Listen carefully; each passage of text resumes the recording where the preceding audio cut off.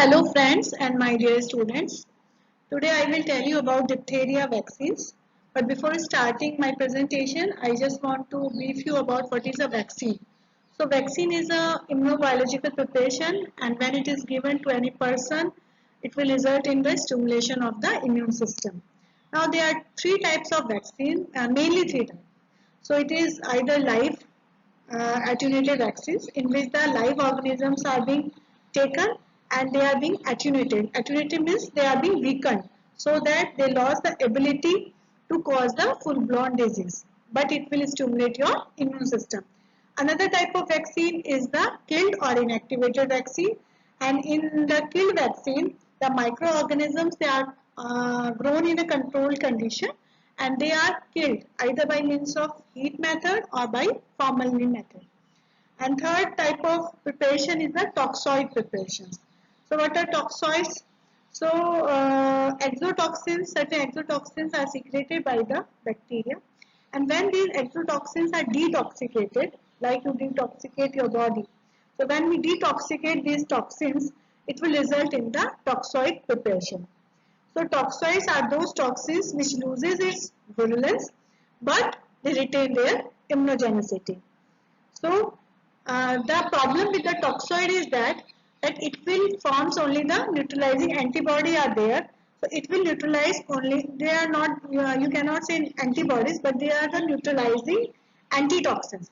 So they will neutralize the toxin only, but they will not act upon the bacteria. That is the problem with the toxoid. So now let's begin with our presentation. Types of diphtheria vaccine.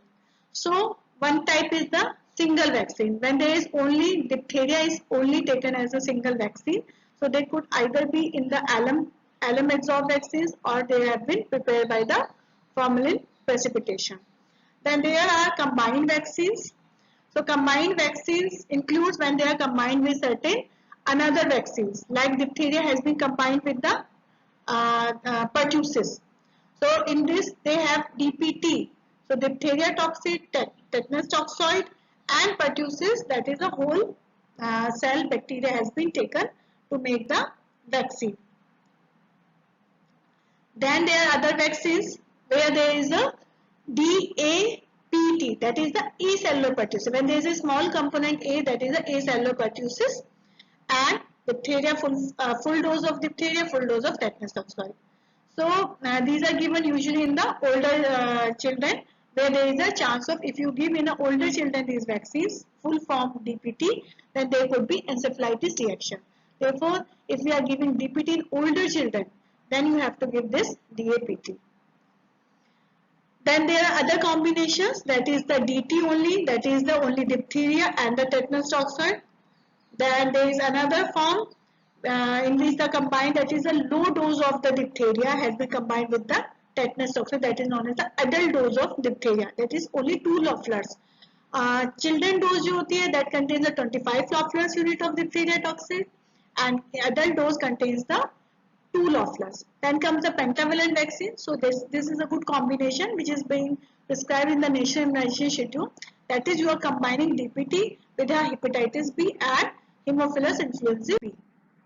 Now comes to the active immunization. So there are two types of immunization, active immunization and passive immunization. So active immunization, when you are giving these preparations, like you are giving the some type of antigen or some type of toxoid to the patient, so it results in the production of the antibodies, or if you are giving toxoid, so it is neutralizing the toxin.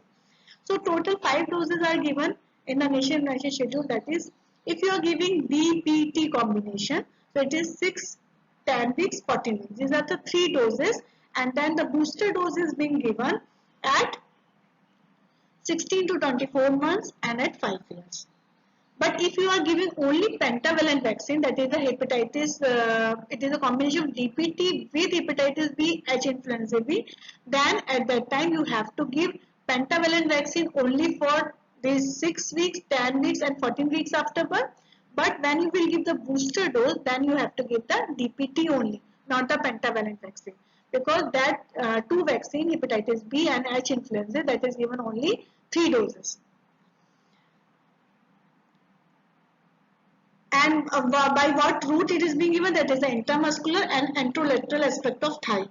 But it is not being given in the gluteal region. Why? Because there is lot of fat is there, and that will result in the decrease in the absorption. Thigh muscle is used as a preservative, and it is being stored at 2 to 8 degrees centigrade.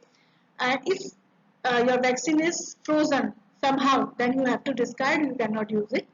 And antitoxin titer, because here the antitoxin is only working, so antitoxin titer should be more than 0.01 unit, then only the is safe against this diphtheria.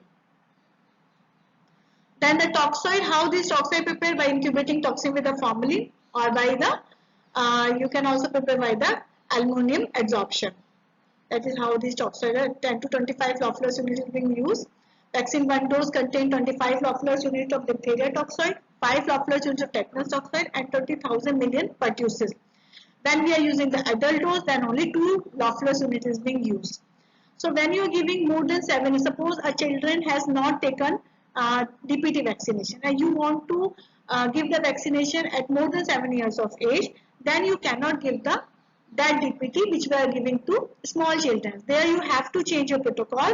There you have to give the this dose of diphtheria as 2 Loeffler's unit. Okay. And you cannot give the pertussis vaccine also, because pertussis, when you are giving more than 5 years old child, then it could cause the encephalitis. So in the older children, you can give the this tetanus toxoid full dose.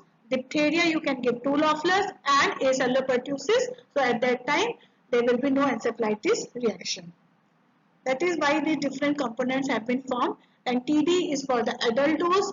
That is, if an adult person who has taken a primary vaccination in birth, at birth he has taken full course of DPT, but after 18 years, because there are cases have been seen now, diphtheria is being increasing in the adults also. It is a childhood disease, but now adult diphtheria is also being seen.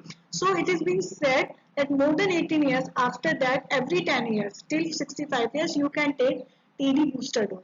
That is, you are giving the full dose of tetanus, but diphtheria dose has been reduced to 2 Loeffler's unit. So that is known as a TD, that is given to adult persons. And if the person has not taken any primary vaccination in childhood, then first vaccination, how will you give? 0, 1 month and 1 year. Then you will continue with the booster doses. So now, what are the adverse reaction?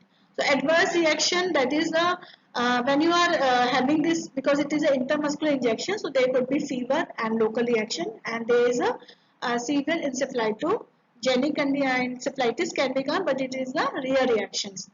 And fever is very common, so you have to give with the, along with the vaccine, you have to give the paracetamol also. Contraindication, if there is any hypersensitivity to the person, or if any progressive neurological disorder. Passive immunization. So in passive immunization, I have already told you, that is the antidiphthetic serum is given. That is, when the person is coming with the case of diphtheria, so immediately you have to give the antitoxin, prepared antitoxin. And but problem is that hypersensitivity has to be checked, and it could result at the same time. Active immunization is also given as a combined immunization. Now, what is the problem with this immunization? That is, one disadvantage is that when you are giving the toxoids, so they are not playing any role in the carriers. So in the carriers, because the carrier has the bacteria, but there is no toxin. So toxoid are active only on the toxin, not on the bacteria. And second problem with the toxoid preparation is with the cutaneous diphtheria, because cutaneous diphtheria manifestation is due to the bacteria, not due to the toxins.